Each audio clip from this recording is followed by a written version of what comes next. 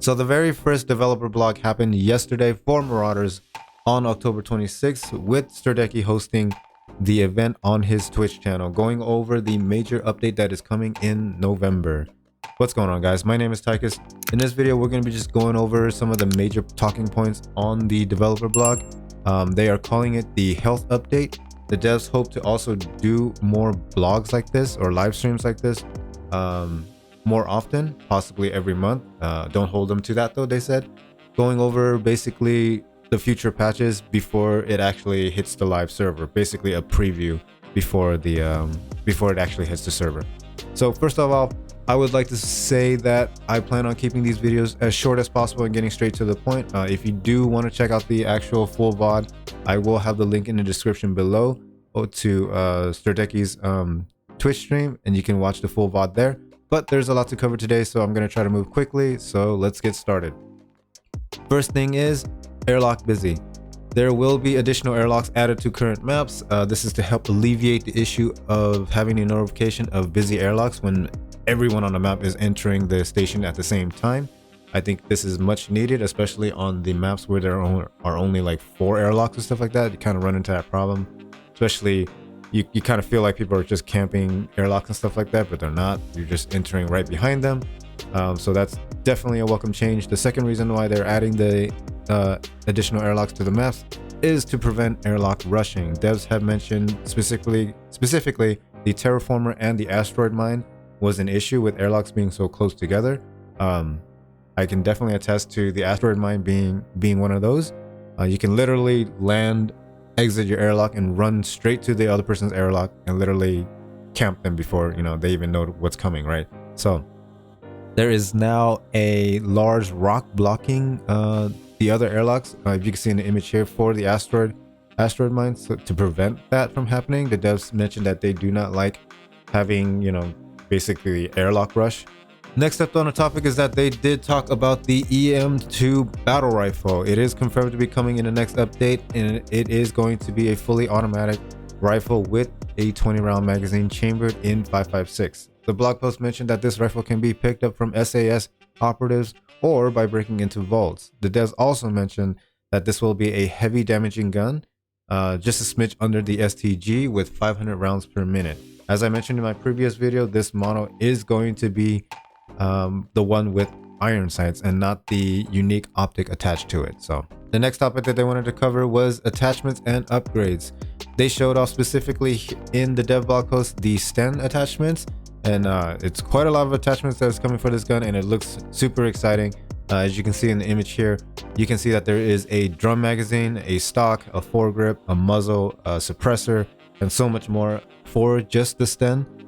They've also mentioned that they updated the iron sight for the Sten. They've reworked the recoil as well. Hopefully the Sten is not the only gun receiving a lot of attachments for the next update, and I hope they surprise us with a lot more attachments for the other weapons as well. But it's definitely a welcome change. There definitely do need to be a lot more attachments. It's going to make the guns a lot more interesting for customizability and stuff like that. So that's definitely a good thing. Moving on to the next topic, they talked about the merchant ship and the capital ship. The spawn rate for both of these ships will be increased, and this is a much needed change. These two ships felt so rare in the current build of the game. It just made getting some of the tasks done so much more difficult because of the lower spawn rate. When it does spawn on the map, everyone on the map rushes to it. However, Cameron, the lead developer, did say that he wants the merchant ship to be more common spawn, just because it is tied to the quest, and the capital ship will still be a much rarer spawn. Not as rare as it is now, but it's going to be a rare spawn just because you're going to be getting some of the best weapon and gear from the commandos there in the capital ship, so it definitely does make sense. So overall, very nice change to the merchant ship and the capital ship. On to the next topic is improvements to map cycling. This is also a great change because there were times, in my experience at least, where I went into a raid 10 straight times and I got the penal colony before ever seeing any of the other maps. Especially when I had a contract for the asteroid mine, I would literally see that map once every maybe like 15 raids. So I definitely think that this is very helpful and it would help with the repetitiveness of it, and I also think that it would help with people entering and leaving the map instantly, so they're just constantly cycling raids to get to the map that they actually need, right? So very welcome change, nice to see. The next thing the developers wanted to do was improve the overall loot distribution across all the maps. They want to make adjustments to make the maps feel a lot more valuable, basically making the maps feel a lot more enticing, so that even if you don't get the map that you need for your quest, you still would like to go in there because you know that there's going to be loot that you can pick up and maybe leave really quickly. So that's overall a really good improvement. The next thing that they want to do is they wanted to add the depot to the Navy outpost. I think that's a very nice addition to the map. Personally, the Navy outpost is my favorite map in the entire game. The firefights with the AI is absolutely phenomenal there. The devs did mention that there will be additional lockboxes and industrial containers added as well, just because the Navy outpost feels a little lackluster when it comes to the loot. The depot definitely is a nice addition. Hopefully the loot distribution also makes the map a lot more fun as well. On the next topic of weapon stats and weapon balance, the devs ultimately feel that all the weapons are in a good place currently, as there is no hard meta for the game. Everyone is basically playing with different kits and choosing what they like. The devs will try to keep weapons in line to that standard. They do not want to see one gun becoming the meta. It's definitely going to be interesting to see how the devs are going to make that happen, because as we all know, every game has a meta, right? Eventually there will be a meta. There will be the best armor, there will be the best attachments, the best weapons. So, but it's nice to see that the devs are working on it and they take weapon balance very seriously, so that's a very good thing. On to the topic of mission quests and daily contracts. The more difficult quests, or extremely difficult quests that are really annoying to complete as of currently, they are going to curve it down by a significant amount just to make it easier and less tedious to complete, so players are going to be able to progress a lot faster. The penal colony and the Navy outpost are also going to be added into the daily contracts. I think that's a great addition, just because the daily contracts felt very limited and it got really repetitive very quickly at the same time. It's interesting to see that they added the daily contracts to the penal colony and the Navy outpost. It's great because now there's going to be a lot more players headed towards the penal colony and the Navy outpost, instead of just turning around and leaving and extracting right away when they get those two maps. Very nice change indeed.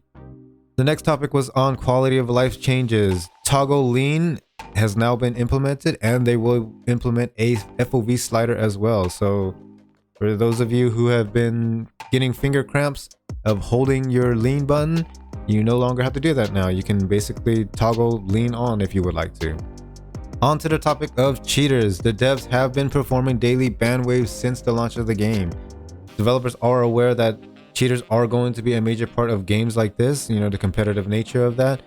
This will be, however, an ongoing battle against cheaters. The team are constantly keeping an eye on new cheats, exploits and things like that. They did mention that they are seeing a lot of minor cheats and exploits.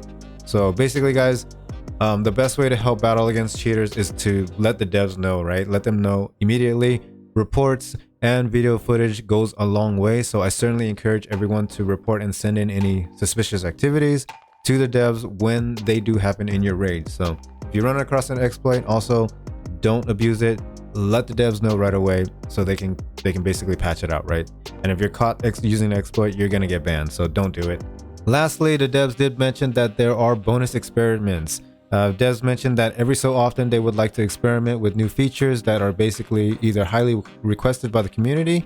These features are not necessarily planned or listed on the roadmap. In this example, Cameron went over the idea of bringing scopes to the game, specifically for semi-automatic rifles like the SVT-40. Personally, I would like to see the addition of scopes to the game, maybe just a few of them and not make them so readily available. It could definitely be make the gunfights a lot more interesting, right? A different play style, maybe like your long-range sniper play style for the gunfights throughout all the maps. But overall, this is not 100% confirmed to be coming to the game, as there will be more testing before the devs actually pull the trigger to add it to the game. But in the example, Cameron did show off that there is a working model and it is working currently behind the scenes. So they also did mention that they want to primarily focus on Ironsight's gameplay. So Ironsight is not going to be going away, so don't expect lasers, don't expect delta points and hollow sights to be added to the game. They definitely want to focus on Ironsight's gameplay. That's basically it for the major talking points of the developer blog. However, the devs did open the floor to a Q&A for Stardeki and the chat room. I'm basically just going to go over some of the major topics or major questions that were asked during the Q&A session. So the first question that was being asked was about grenades, and grenades are not going to be coming in this next November patch. So apparently there was an exploit of grenades where you could literally throw unlimited grenades during the beta. I was not aware of that. I did not encounter that during the closed beta, but that was a thing. So the devs are going to be continuing to work on grenades and possibly implement them in the near future. The next question asked was about 7.62 caliber being a little underwhelming. Cameron did mention that they are aware that 7.62 is a little undertuned right now at the moment, and they are experimenting with higher caliber weapons. They want to make the higher caliber weapons feel a little bit more impactful and a little bit better than the lower calibers, such as 9mm. But however, they don't want to make changes to the point where it's going to change the time to kill. The devs mentioned that they feel as if the time to kill and the game is pretty balanced to their liking right now. They mentioned possibly changing the helmets, like making small changes to the helmets to basically protect better against like 9mm or the lower caliber weapons. Again, that's just them talking, okay? It's not going to be a specific change. It's not confirmed 100% to be changed for the helmets, but they do want to make 7.62 and the higher caliber weapons feel a little bit more effective by maybe like 2 to 3 shots, right, compared to like 9mm. Again, that's going to be something down in the pipeline. The next question was asked by Stardeki himself. He asked about the different models of helmets in the game, whether or not they protect you better in your face, specifically like wearing the welding mask versus the Stahlhelm. Cameron basically said no, it doesn't matter at all. There's only one hitbox and it's based on the armor value of the helmet. So there you go. The next question was asked about VOIP, and unfortunately the devs had no solid answer for us as to yes or no as to whether or not it's going to be coming to the game. But however, there is something in the works that they could not talk about, as VOIP is highly requested by the community. So there's that for VOIP. Next question was on escape pod kills and ship bombardment kills. Cameron did say that the pod kills will now be a thing in the next major update. It's going to register as a marauder kill for your quest line. The ship bombardment kills, however, I think he said it was in the pipelines and not confirmed to be 100% in the next update. I could be wrong on that though. On to the next question about vertical audio. The developers have confirmed that they are currently using Steam audio for the game.